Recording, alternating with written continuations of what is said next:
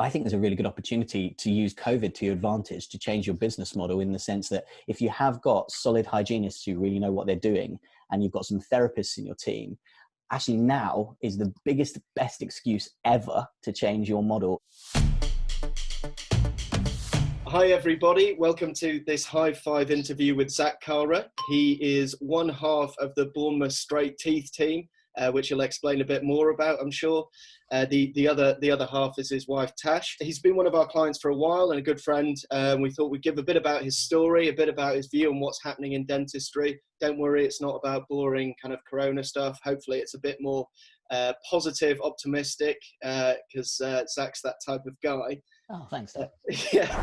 Could you kind of introduce yourself and give us a bit about your story in your own words? Of course. Yeah, of course. So my name's Zak. I'm a dentist based in Bournemouth, as Dan just sort of said. I'm not Bournemouth born and bred. I was born in southeast London. My parents from East African Asian heritage, you can probably tell. And my roots mean a lot to me in that sense. When I kind of reflect now, I realize that my roots of having been brought up in a Roman Catholic primary school in leafy Kent, surrounded by blonde-haired, blue-eyed people, mean that I kind of grew up in a world where I was always trying to change people's perceptions of things for the better. So yeah, I kind of, when I look back now, particularly, you mentioned Corona, we've just had a time when we've just been kicking back at home and thinking about the world for probably the most deeply that we ever have. I think, that's really why I've come into a world where I am in dentistry now. I love changing people's perceptions of dentistry for the better. Your business model, I think, was particularly innovative. I think it was very clever in how you could build a separate brand and not take on the burden of having a kind of large fixed cost base. Yeah. And I think the team element of how you've done it is just quite a powerful story. So if you could talk about your business as well, that'd be great. Sure. So I kind of, talking of business, going back to what I mentioned, having grown up, my parents had a record store when I was a kid, so I've always considered myself quite kind of entrepreneurial. Dad's first business website went out there in 1998. He actually just retired last year, but he had a 20-year business selling record player needles, because that kind of was the spin-off off of his record store kind of business. So spinning that into kind of my approach to dentistry, I studied in Sheffield. I graduated and realized that I didn't want to just turn into a treadmill dentist. Mm-hmm. I moved overseas to Australia for a couple of years and worked out there, and kind of learned to feel comfortable talking about money and talking about private dentistry and kind of selling an experience as much as anything else, as I say. And I learned kind of the hand skills and the craft that went with that. And I did spend some time over at the Pankey Institute in America. And that's when I kind of learned more about how, if you want to have great hand skills, that's all very well and good, but to put it into practice, you have to be surrounded by a team who really get it as well. So I kind of, fast forward a little bit, I became quite an entrepreneurial thinking associate, I suppose. And even I remember maybe about 8 years or thereabouts ago, I was working for a clinic down on the south coast down here near Portsmouth, a place called Emsworth. And it was a great forward thinking kind of entrepreneurial focused kind of clinic. They just evolved from a quite old school thinking private practice to a very new school thinking private practice.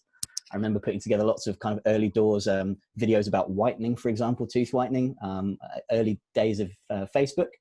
And it was hitting some people in the local area. And I kind of got fascinated with that. And kind of to finally answer your question, fast forward a little bit further, I met my wife, Tash, who's a hygiene therapist. And we're down here in Bournemouth. And essentially what happened was I realized that I didn't want to be an associate anymore. I'd had enough of it. But to be blunt, I didn't have the funds in the bank. I invested quite heavily in property in the first couple of years after I graduated. So I didn't have liquid in the bank. And I realized that I wanted some freedom and my ability to express the marketing stuff that I kind of learned over the years. And so we started Bournemouth Straight Teeth, which basically is a room rental kind of agreement. Whereby I use the space in an existing clinic in Bournemouth, and it's on there's fixed costs. So it's a flat rate kind of agreement every month, and I do all my own marketing and branding, and we have a kind of nice little flow, and we use a CRM system to kind of track all of our clients from start to finish. And prior to COVID, we were doing really, really well. Mm.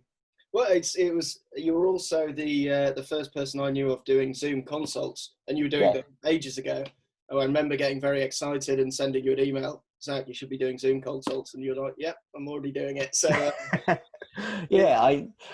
love that. I've got a few people to thank for that, I suppose. I learned a lot about how to take dentistry, how to kind of apply entrepreneurial just any small private business model into dentistry.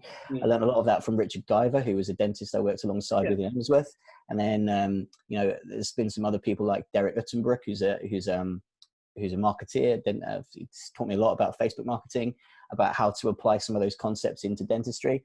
And, talking of kind of the workflow, I latched onto sales funnels years ago, maybe 2 or 3 years ago, and recognized that to bring people up the ladder of kind of what they perceive in their mind as I'm the guy to go to, it takes time. I think actually that's one of the errors we make in dentistry, that you expect somebody to walk in the door and want that thing straight away. Well, no, it takes time to build somebody up step by step, and you've got to put yourself in their mind's eye. What would they want to see from me at this stage of their kind of journey? And that's when they say yes, and that's when they move forward in my sort of system. Yeah, it's quite the progression in dentistry, kind of career progression or business progression, is far too linear, in my opinion. And what I found really interesting when I first met you is that you didn't have capital available, so you didn't have the linear pathway of let's buy a practice and grow it. But in innovation theory, there's a concept called bootlegging. So it's like, what can we actually do with the resources available? And we kind of figure out how to do it on the outskirts, so on the margin.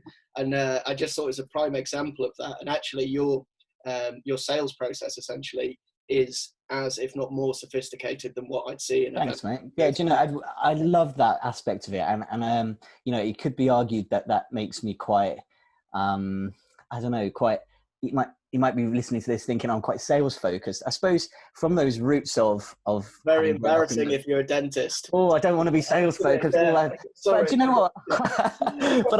but I do love that feeling of people coming to us and feeling crap about themselves, and actually me having the ability to use words powerfully and use their perception of us powerfully to have them achieve the thing they want to achieve. And I don't think there's anything embarrassing about that.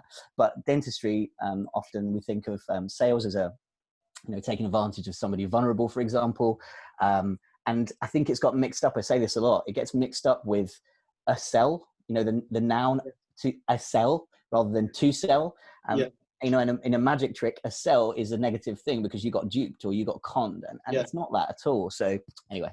So I'm going to ask you, so obviously this is slightly self-serving. How have Hive helped you in this journey, and how have we supported you? Do you know what? I look back at this, and it kind of happened just very organically, very kind of ad hoc. I came across Hive years ago, probably about 8 years ago, and then ended up finding your team of accountants. So you guys have been my accountants for about 8 years or thereabouts.